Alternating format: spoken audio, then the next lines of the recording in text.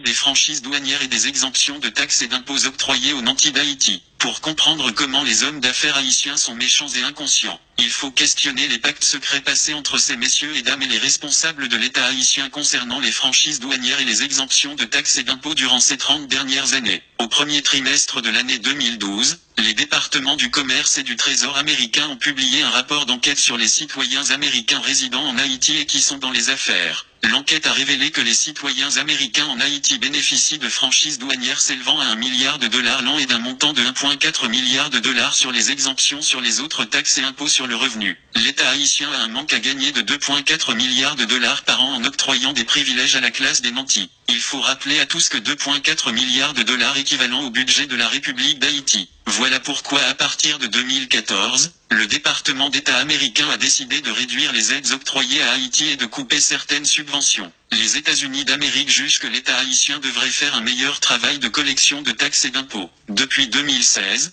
l'USE avait signifié au gouvernement provisoire de Jocelyn Prévert que les réductions d'aides allaient venir. C'est dans cette optique que des économistes comme Wilson Lalo choisissent de dresser un budget en augmentant les taxes et impôts des éléments de la classe moyenne et des masses populaires. Le pouvoir en place a fait le choix de ne pas entamer des réformes fiscales. Dans ce bref article, nous voulons analyser pour le grand public le pourquoi des franchises douanières et des exemptions de taxes et d'impôts dans une société capitaliste et expliquer à tous comment l'État haïtien devrait procéder pour rebalancer les choses et rendre justice aux pauvres qui souffrent dans ce pays. Nous sommes arrivés à un carrefour de notre histoire où les lampes commencent à se délier, où l'on ne peut pas continuer à rendre responsable le blanc parce que le blanc a décidé de nous donner une certaine marge de manœuvre pour voir si nous pouvons réellement nous prendre en main. Avec l'élection de Donald J. Trump, Haïti a la possibilité de tirer son épingle du jeu, d'effectuer des réformes en profondeur, d'établir des politiques publiques pour faire respecter le principe d'équité et d'égalité. Donald Trump durant sa campagne électorale avait promis que les États-Unis d'Amérique s'immisceront de moins en moins dans les affaires d'autres pays. Aujourd'hui, nous voyons clairement que l'administration Trump donne la primauté aux questions domestiques par rapport aux affaires étrangères. Qu'est-ce qui empêche à Haïti d'ouvrir un channel de communication avec la Chine populaire? Qu'est-ce qui empêche à Haïti de contacter des investisseurs au Moyen et au Proche-Orient? L'administration de Jovenel Moïse est otage de la classe d'affaires qui refuse de payer des taxes et des impôts. Les Arabes et les mulâtres en Haïti qui contrôlent la classe d'affaires ont longtemps choisi la voie de la bamboche et de la corruption généralisée. Ils ont prouvé qu'ils ne sont pas des Haïtiens. Nous n'encourageons pas la violence dans le pays, mais le peuple doit résister face à la menace que constituent ces deux classes en Haïti. Nous ne cherchons nullement à dédouaner les bossales qui s'allient à ces apatrides pour clouer au pilori les pauvres Haïtiens, miséreux de leur État. Nous classons à la même enseigne les intellectuels noirs de la classe moyenne et les politiciens issus de la classe populaire qui choisissent de faire le sale boulot pour les nantis d'Haïti. Aujourd'hui, nous devons poser la question de Dessalines, et les Noirs dont les pères sont en Afrique, n'auront-ils rien? Haïti, depuis belle lurette a choisi la voie de la libre entreprise et de la démocratie, mais les acteurs dits capitalistes refusent de jouer le franc jeu. La capacité de l'État à collecter des taxes et des impôts est inhérente au régime démocratique et au mode de production capitaliste. Comment est-ce qu'un État peut fonctionner, peut investir dans les infrastructures s'il détermine à exonérer un groupe de citoyens devant le fisc? C'est un crime quand on sait que ce groupe de citoyens a les moyens pour faire marcher l'économie et la machine étatique. Pourquoi accorde-t-on des franchises douanières et des exemptions de taxes et d'impôts? Les franchises douanières et les exemptions de taxes et d'impôts sont accordées pour stimuler les hommes d'affaires et les entreprises à fonctionner et investir leurs profits pour créer des emplois et faire rouler l'économie nationale. Aux États-Unis d'Amérique, les entrepreneurs bénéficient de ces exemptions parce qu'ils investissent leurs profits à créer des emplois pour les éléments de la classe moyenne et le peuple en général. Il y a des mécanismes mis en place pour déterminer si un entrepreneur investit ou non ou s'il mérite de recevoir les exemptions en franchise douanière, sur les taxes et les impôts à payer. Que se passe-t-il en Haïti?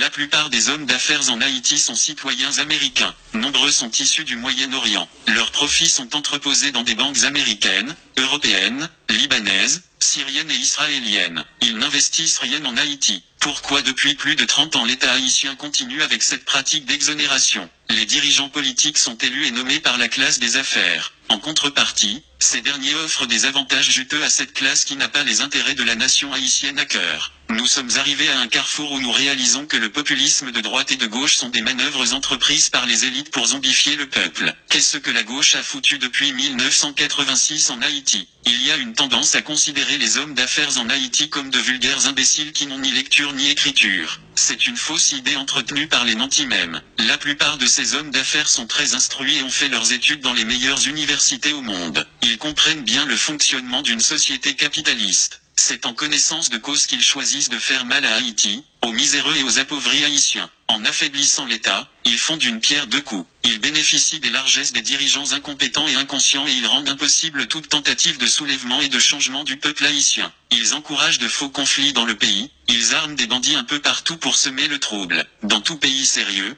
quand l'État faillit à sa mission, ce sont les élites qui se réunissent pour restructurer l'État. En Haïti, ce sont les élites qui affaiblissent l'État même. Elles jouent sur la précarité et sur l'ego surdimensionné des gens pour établir un système de corruption qui fait leur jeu. Dans quel pays au monde est-ce qu'une bourgeoisie choisirait de fonctionner dans la crasse ? Les hommes d'affaires sont en transit en Haïti. Ils font de l'argent dans le pays, mais leurs investissements sont ailleurs. Ils n'ont aucun intérêt comme des crises cardiaques, des AVC, ils meurent avec leur argent en poche. Le problème avec ces messieurs et dames c'est qu'ils n'éprouvent aucun sentiment nationaliste. Leur maladie est devenue contagieuse puisque la classe moyenne tend à émuler leur comportement suicidaire. Nombre d'Haïtiens ont des médecins privés à Miami, ils envoient leur progéniture à l'école aux États-Unis d'Amérique, en France et au Canada. Même les leaders politiques qui devraient donner le ton rentrent dans ce schéma. Le grand malaise dans tout ce drame est qu'il n'y a pas d'homme debout dans le pays capable de renverser la vapeur. Les intellectuels comme Youri Latortue, Patrice Dumont, Quesnay Farrell, Eddie Labossière, Sauveur Pierre-Étienne, Georges Michel, etc.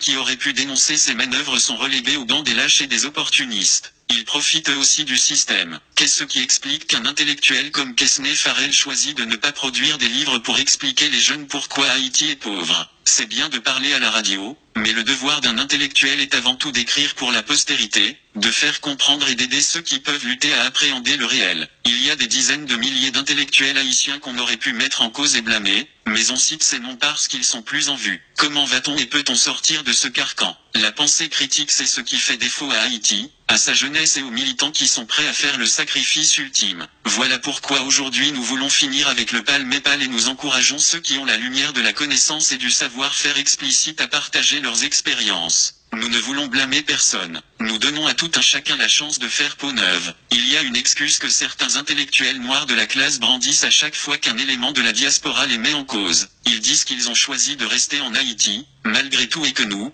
avons décidé de partir. Rester en Haïti est un choix calculé puisqu'ils font de l'argent, ils bénéficient dans une certaine mesure de l'ignorance de la masse. Certains économistes en Haïti et experts en sciences sociales sont assez aisés aujourd'hui et ils ne courent pas de grands risques à dire la vérité aux jeunes. L'opportunisme c'est tout ce qui caractérise le silence de nos intellectuels. Je sais que les réactions vont pleuvoir, mais aujourd'hui tout ce que l'on demande aux intellectuels noirs de la classe moyenne c'est d'être proactifs. Nous ne choisissons pas de tirer à boulet rouge sur les intellectuels vivant en Haïti et innocenter ceux qui vivent dans la diaspora. Ils sont tous à la même enseigne. Je dirais même que ceux qui vivent dans la diaspora sont beaucoup plus inconscients que ceux qui vivent en Haïti. Au moins, ils ont une certaine liberté et une certaine marge de manœuvre pour élever la voix dans le confort nord-américain et européen. À quand l'Haïtien éduqué et instruit finira par réaliser qu'il fait partie du problème? Je peux comprendre que la plupart des Arabes n'a pas de sentiment d'appartenance comme aurait dit Serge Beaulieu. Je peux comprendre que les mulâtres ont choisi de faire le Camp Gérard parce qu'ils comprenaient qu'ils étaient en position de régner en maître et seigneur après l'indépendance. En effet, ils se sont alliés aux généraux noirs et ont tué Jean-Jacques Dessalines,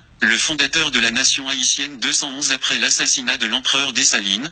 Que peut-on espérer? Nous ne cesserons de le répéter, l'ennemi numéro 1 de la République d'Haïti est l'ignorance, la violence, la peur, la médiocrité, l'égoïsme, la méchanceté, la haine et l'opportunisme. Aujourd'hui, les éléments de la classe des bossals sont aussi coupables que les arabes et les mulâtres qui constituent la classe des nantis. Nous devons avoir le courage de dire que nous sommes les Aignais. Nul besoin de pointeur X ou Y du doigt. Nous sommes tous coupables et responsables de la misère et de la paupérisation de plus de 9 millions d'Haïtiens. Qu'est-ce que nous allons faire pour dénouer ce nœud gordien? Je ne prétends pas avoir toutes les réponses, mais au moins j'agite les questions et je cherche à comprendre. Le président du Sénat Youri Latortue gagnerait en estime s'il cherchait à savoir à combien s'élève le montant actuel des franchises douanières et des exemptions de taxes et d'impôts octroyés à la classe des nantis. Le secrétaire d'État aux Finances Ronald Décembre devrait bien avoir ces chiffres prêts à partager avec les parlementaires qui disent représenter le peuple. Les économistes et les analystes politiques doivent poser des questions. Nous faisons semblant de ne pas voir et de ne pas comprendre. Et pourtant nous sommes assez instruits pour comprendre. J'aimerais bien que des économistes comme Quesnay Farrell et Eddy Labossière nous parlent du manque à gagner de l'État haïtien et du peuple haïtien dans l'octroi de ses franchises douanières et des exemptions de taxes et d'impôts. La séance tenue au Sénat de la République la semaine dernière sur les juteux contrats d'électricité ont permis à plus d'un de comprendre à quel point les élites économiques plumant la poule Haïti et son véreux. Octroyer des privilèges à ceux qui peuvent payer et qui n'investissent pas dans le pays est un scandale. Certains vont me dire que les hommes d'affaires ont des entreprises ça et là. Je leur dirai tout de go que le système d'oligopole et de monopole qu'ils établissent dans le pays par la peur et la violence décourage la compétition. Qu'ils partent et plus d'un verront comment les bien-pensants finiront par prendre les choses en main. Ceux qui sont lucides et qui voient clair doivent avoir le courage de dénoncer le mal que nous vivons en Haïti et de réfléchir sur le comment construire une société juste et plus équitable où règne la primauté des lois. L'État haïtien doit fermer le robinet des franchises douanières et des exemptions de taxes et d'impôts. Jovenel Moïse doit cesser de jouer au sourd et à l'imbécile pour enfin assumer ses responsabilités de chef d'État. Il doit se mettre au travail comme chef d'État. Il y a des hommes qui ont l'expertise nécessaire pour mener des enquêtes et aider l'État haïtien à appréhender le problème. Il suffit de crier à l'aide. Nous demandons aux jeunes haïtiens de consentir des efforts pour se former. Grâce à Dieu,